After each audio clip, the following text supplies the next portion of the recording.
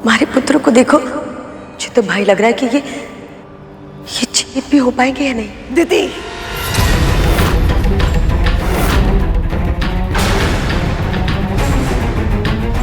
बोलने से पहले विचार कर लिया करो कि किस अनर्थ के बारे में बात कर रही हो तुम। मेरे पुत्र को कुछ नहीं होगा।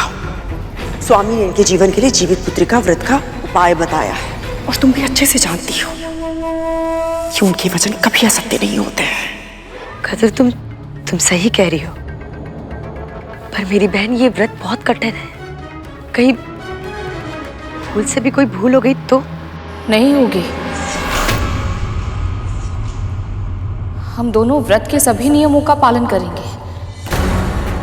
हम दोनों? तू ये व्रत क्यों करेगी?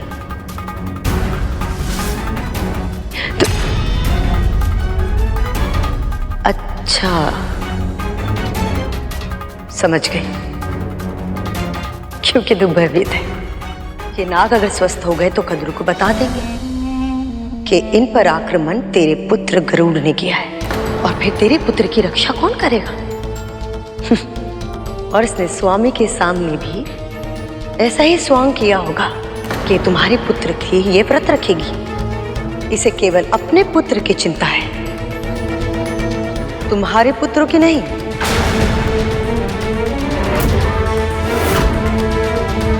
परंतु दीदी माँ, गरुड़,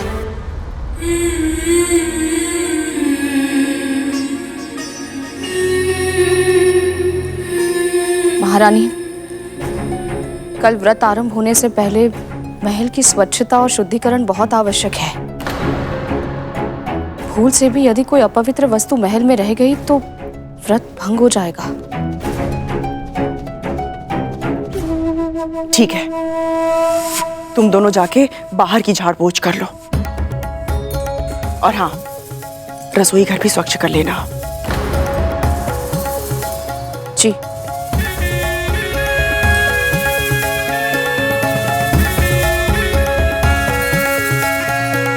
और सुनो,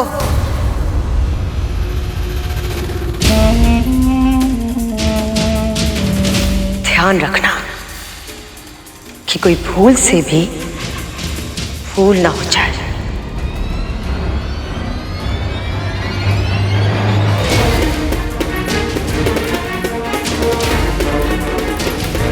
मुझे लगता तो नहीं था, सच में तुम्हारा हृदय कितना कोमल है। उस दिन तुमने मेरे पुत्र महाराज बलि से गरुड़ की रक्षा की, और आज कद्रू, तुम्हारे पुत्र को भीषण पीड़ा की अवस्था में देखकर भी तुम इन दोनों पे विश्वास कर रही हो? नहीं कद्रू, अगर मैं तुम्हारे स्थान पर होती तो मैं ऐसा कभी नहीं करती।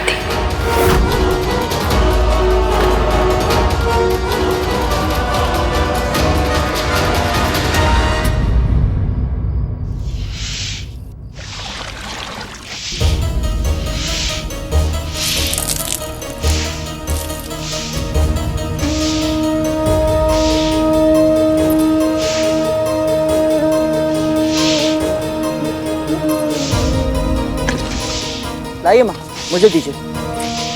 नहीं, रहने दे, मैं स्वयं कर लूंगी।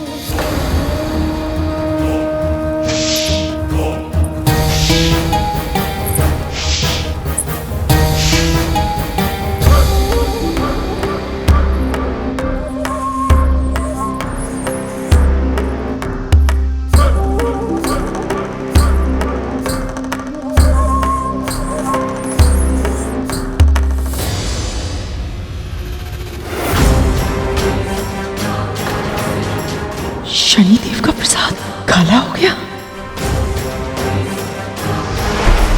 इस कक्ष को तो पवित्र कर लेगी, किंतु तेरे मन का क्या कदरू, उसे कैसे शुद्ध कर पाएगी तू? क्या इस अपराध बोध से तुझे मुक्ति मिलेगी कि जो कुछ भी हुआ उसका कारण तू है? यदि तू गरुड़ को सूर्य लोक भेजकर उसके पंखों को जलाकर उसे अपने मार्ग से हटाने का षड्यंत्र नहीं रचती, तो तेरे पुत्र भी उसके साथ नहीं जाते। और की त्वचा नहीं जलती और तेरे पुत्र मृत्यु की चौखट पर खड़े होकर प्रतीक्षा नहीं कर रहे होते कि कब तू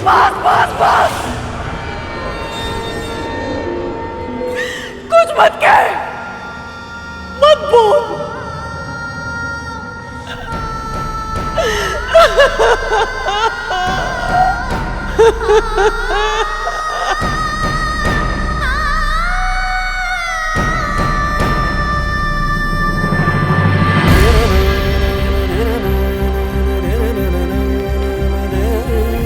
कालिया, क्यों सता रहे हो इन्हें? दे दोगे?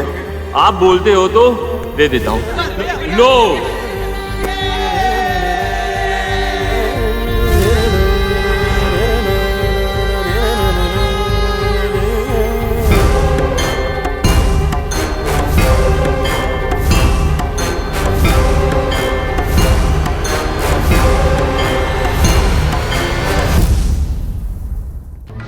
राहु, मुझे मुर्गी चाहिए।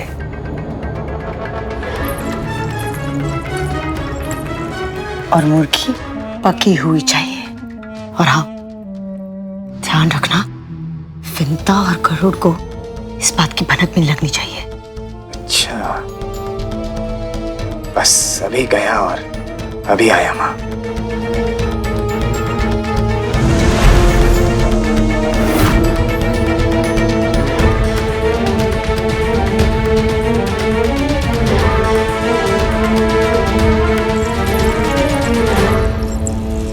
तुम दोनों ने आंगन स्वच्छ कर दिया?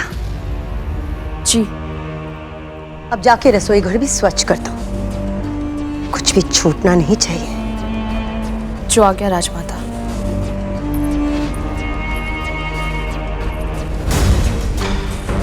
वैसे तुम्हारे रसोई घर को स्वच्छ करने का कोई अर्थ नहीं होगा, क्योंकि तुम्हारे उस स्थान को अशुद्ध करने की योजना मैं पहले ही बना चुकी हूँ।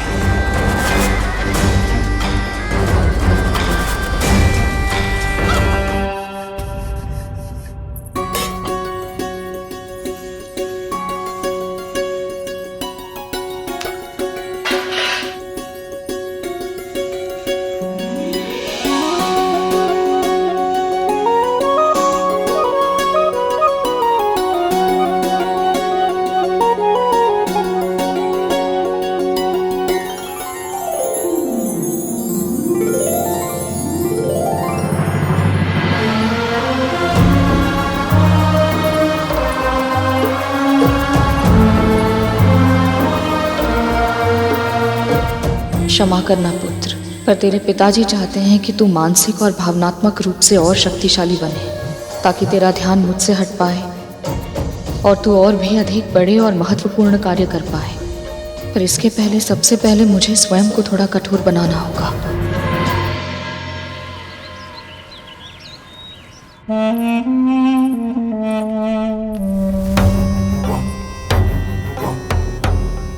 बहुत बढ़िया, अब इसे वहां पे रख दो।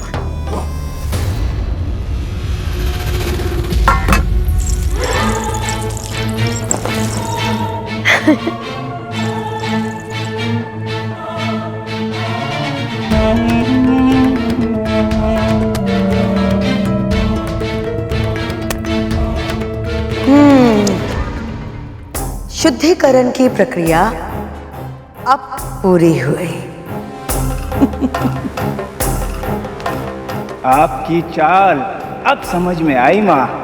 जब नाग माता कद्रू को पता चलेगा कि रसोई घर में मांस और अस्थियां बिखरी हुई हैं, तब तक बहुत देर हो चुकी होगी।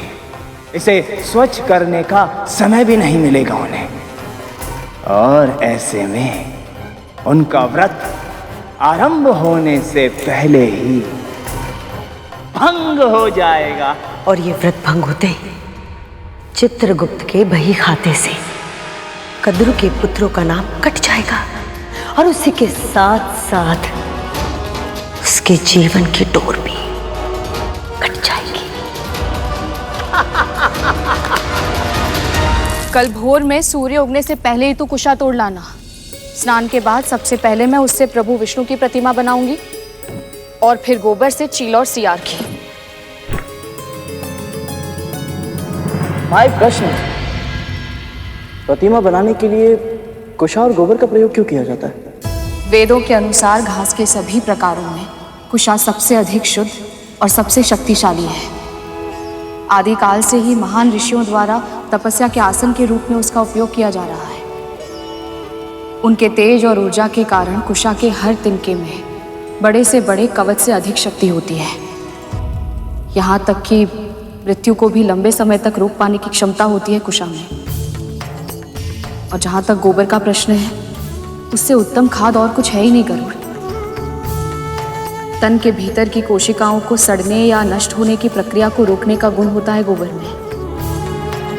जब उसे सुखाकर उस पर घी डालकर उसे जलाया जाता है तो वातावरण शुद्ध हो जाता है और चारों ओर जीवन की आभा फैल जाती है।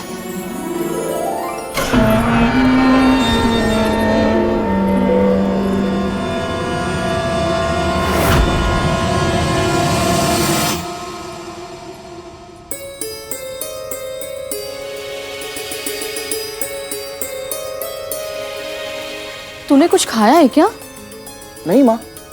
हाँ, ये सूर्यदेव ने जो शहद दिया था बस उसी का सेवन किया माँ। तो फिर ये मांस की दुर्गंध कैसी है? कहाँ से आ रही है? हाँ माँ, ये गंध तो मांस की है, परंतु हम तो पूरे महल की झाड़ पोंछ कर चुके हैं। पर कार्य समाप्त नहीं हुआ। यदि सूर्योदय तक महल के किसी भी कोने में एक भी अस्थि रह गई तो व्रत आरंभ होने से पहले ही भंग हो जाएगा।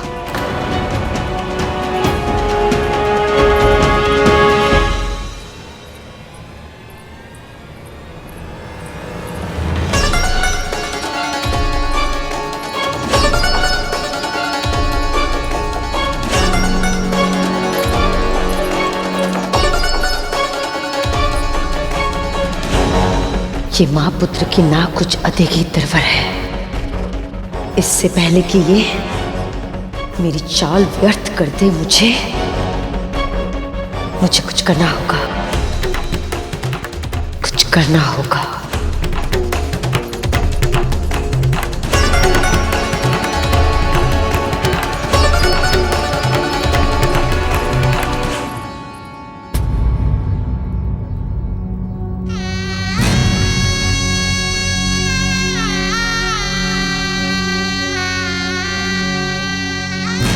देखिए माँ, हम आपके लिए क्या लाए हैं। दुनिया के सबसे अनोखे, दुर्लभ और मूल्यवान।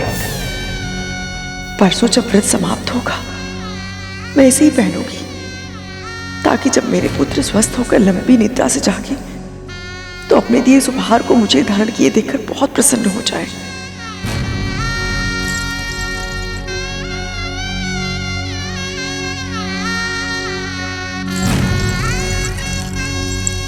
वाह, विश्वास करना तो कोई तुमसे सीखे। तुम यहाँ आभूषण चुन रही हो और वहां वो विंता और गरुड़। क्या हुआ? क्या हुआ?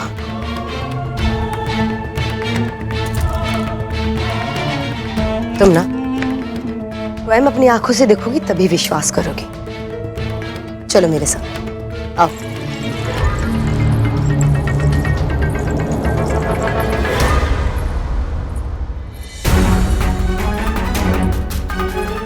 अस्थियों की गंध तो यहीं से आ रही है, पर यहाँ तो सब स्वच्छ ही है। अवश्य ही हमें कोई भ्रम हुआ होगा। एक क्षण में।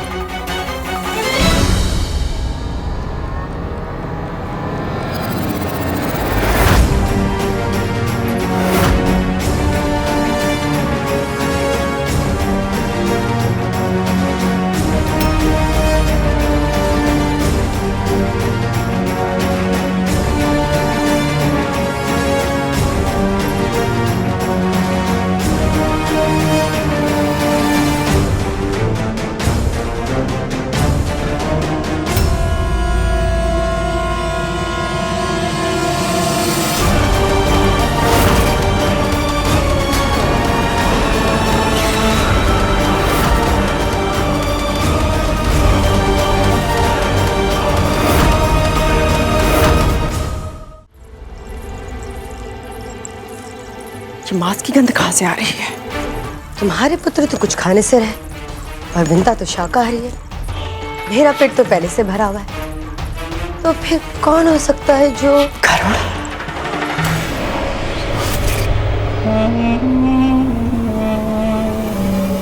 गरुड़।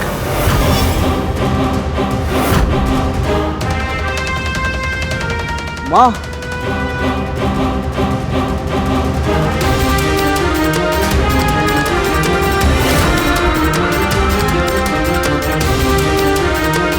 इतनी सारी अस्थियां कहाँ से आई?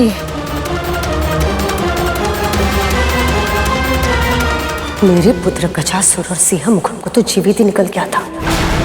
स्वयं विचार करो कद्रू, इस पक्षी के लिए व्रत करना, भूखे रहना संभव है?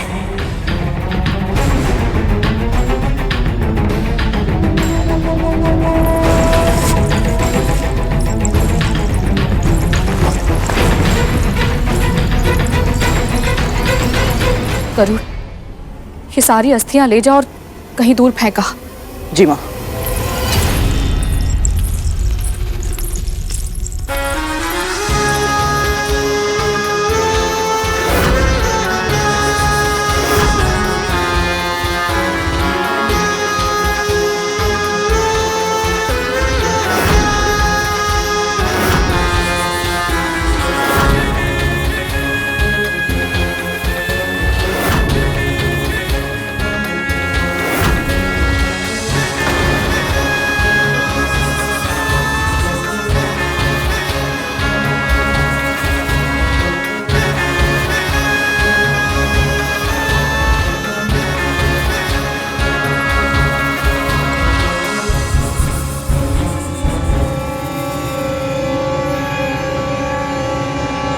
पेट की अग्नि इतनी तीव्र है कि सूर्य की अग्नि में जल रहे मेरे पुत्रों की पीड़ा भी भूल गया तू। इस स्थिति में तुझे भूख भी कैसे लग सकती है? नहीं महारानी, इनका सेवन मैंने नहीं किया है। तूने नहीं किया तो कि मैंने किया है।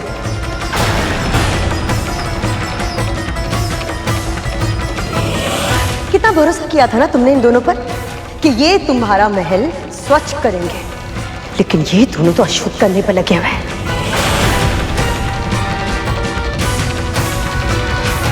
ताकि तुम्हारा व्रत सफल ना हो और इन दोनों को तुमसे प्रतिशोध लेने का मौका मिल जाए, है ना? असत्य कहकर आप इस महल का अपवित्र कर रही हैं दीदी माँ।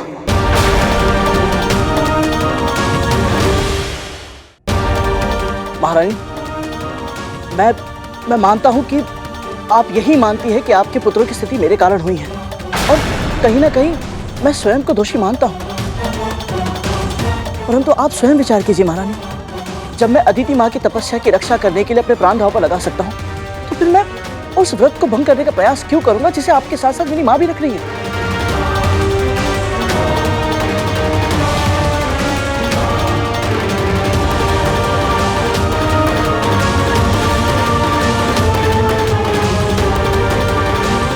ये सब तो बस करूँ, अब और कुछ नहीं कहेगा तू। व्रत का समय आरंभ होने वाला और मैं नहीं चाहती कि तू मन, वचन या कर्म से किसी को भी दुखी करे।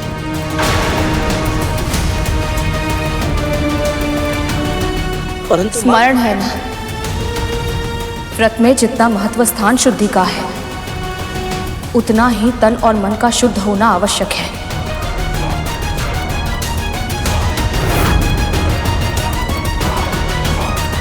ना तू स्वयं क्रोधित हो सकता है, ना किसी के मन को दुखी कर सकता है।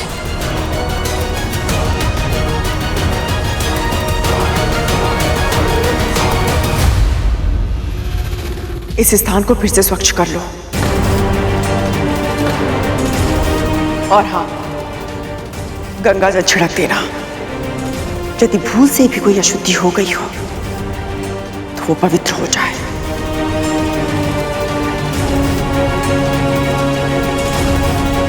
कद्रू,